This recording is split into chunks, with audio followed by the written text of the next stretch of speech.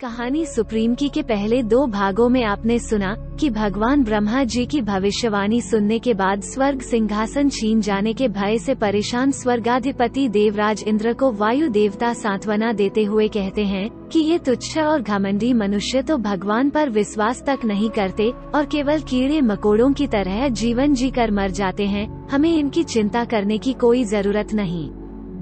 कलयुग में हो रहे घोर पापों से तंग होकर दुखी धरती माता भगवान विष्णु को सहायता के लिए पुकारती है। भगवान विष्णु स्वयं प्रकट होकर माता पृथ्वी को आश्वस्त करते हुए कहते हैं कि उनकी समस्या दूर करने के लिए बहुत जल्द एक सुप्रीम नाम का इंसान पैदा होगा। अंग्रेजी वर्ष सन 1995 में। अब आगे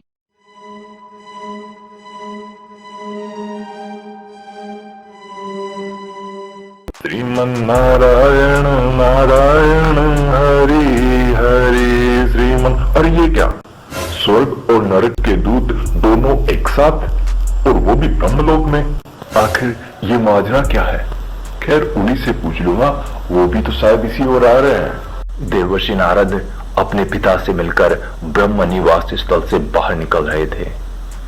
सब देवदूतों ने पास आने पर देवर्षि को हाथ जोड़कर एक साथ प्रणाम किया।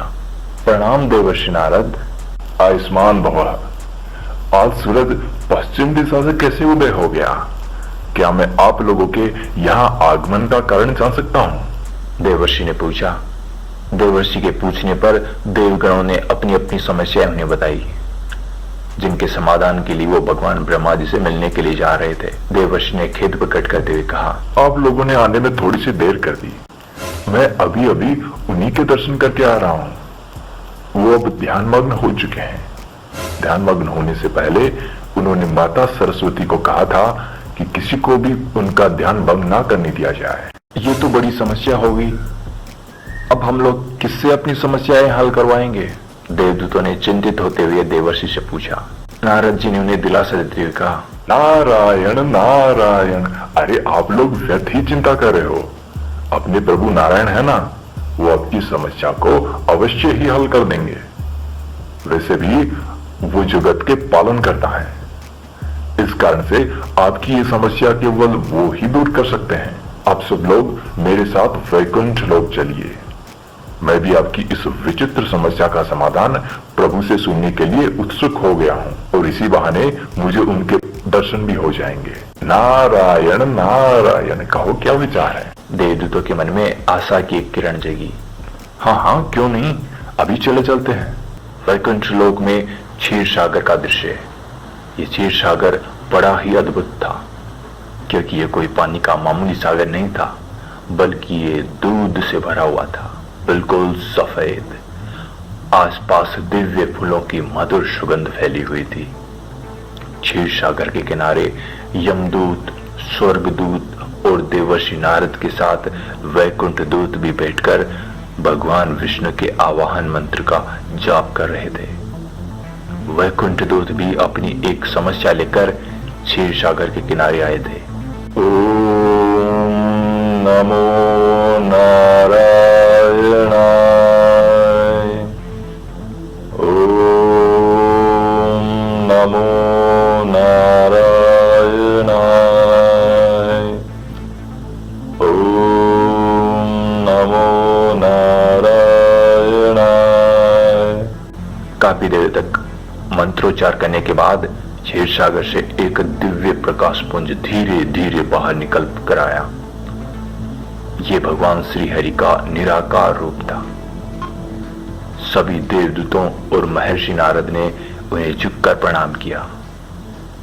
भगवान विष्णु ने सबको एक साथ देखकर पूछा, आप सभी का मेरे इस वैकुंठ लोक में स्वागत है।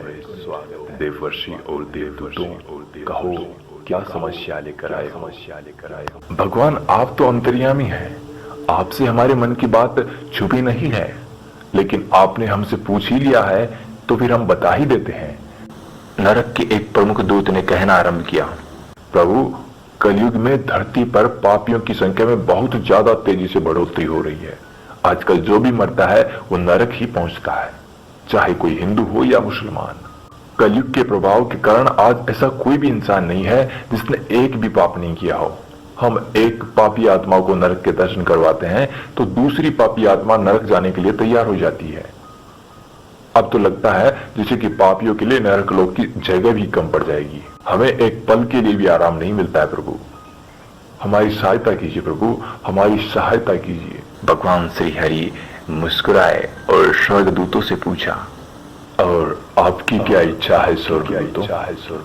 स्वर्गदूतों के एक प्रमुख ने कहा, प्रभु कलयुग के कारण हमारी भी हालत धीरे धीरे खराब हो रही है। हमारे स्वर्ग में देश के लिए शहीद होने वाले केवल कुछ वीर पुरुषों के अलावा कोई भी नहीं आता है। हमारा स्वर्ग जैसे शमशान सा लगने लगा है। काम नहीं मिलने के कारण हम धीरे धीरे आलसी और नाकारा होते जा रहे हैं। इसलिए हे प्रभु हमारी भी सहायता कीजिए। भगवान फिर मुस्कुराए और वैकुंठ दूतों से पूछा, कहो आपको क्या समस्या है वैकुंठ दूतों? प्रभु हमारी हालत तो स्वर्ग दूतों से भी ज्यादा खराब है। एक वैकुंठ दूत ने आगे बढ़कर कहा, स्वर्ग में कुछ आत्माएं तो कम से कम आ जाती हैं। वैकुंठ लोक में आखिरी बार कब और कौन सी आत्मा मोक्ष प्राप्त करके आई थी ये तक हमें याद नहीं है। कुछ भी कार्य नहीं करने के कारण हम भी बहुत ज्यादा उब गए हैं। हमारी भी सहायता कीजिए दीनानाथ, सहायता कीजिए। वैकुंठपति फिर मुस्कुराए और देवर्षि नारद से पूछा, देवर्षि आप यहाँ किस कारण से पधारे? देवर्षि नारद बोले, नारायण नारायण प्रभु मैं तो केवल आपके दर्शन करने के लिए और इन देवदूतों की विचित्र समस्याओं के समाधान सुनने के लिए आया हूँ। भगवान श्री हरि ने अपनी मधुर मुस्कान बिखेरते हुए कहा, आप लोगों को मृत्यु लोक के मामूली इंसानों की तरह चिंतित होना बिल्कुल भी शोभा नहीं देता। आप सबकी समस्याओं का भी मुझे पहले से ही ज्ञान है।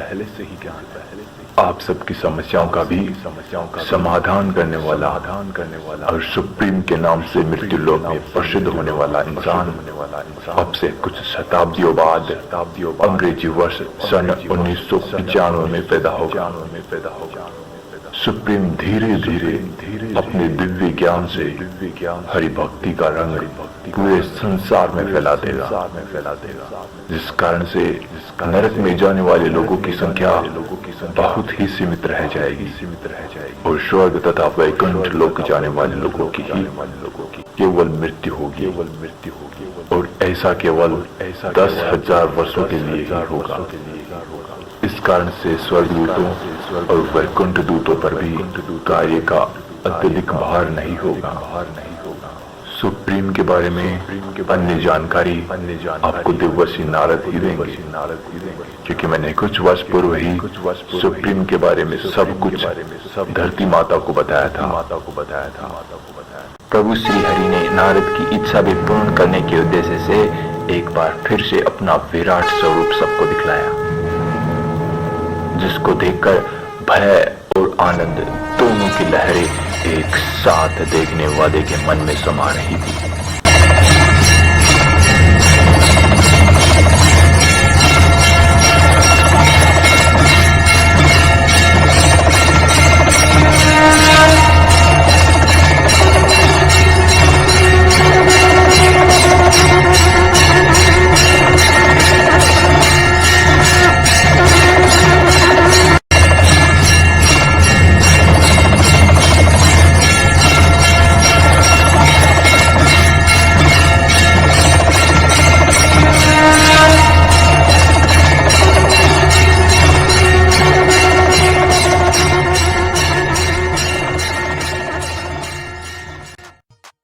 देवर्षि नारद सुप्रीम के पूर्व जन्म के बारे में जिस प्रकार की कथा को वो महादेव से सुनने वाले थे, उसके बारे में वो कल्पना भी नहीं कर सकते थे। कुछ सत्य घटनाओं तथा कुछ काल्पनिक घटनाओं से प्रेरित इस अनोखी कहानी के रोमांचकारी सफर का आनंद लेने के लिए इस एक हरिभक्त YouTube चैनल को अभी सब्सक्राइब कीजिए और कमेंट बॉक्स में लिखना ना भूलें, जय श्री हरि।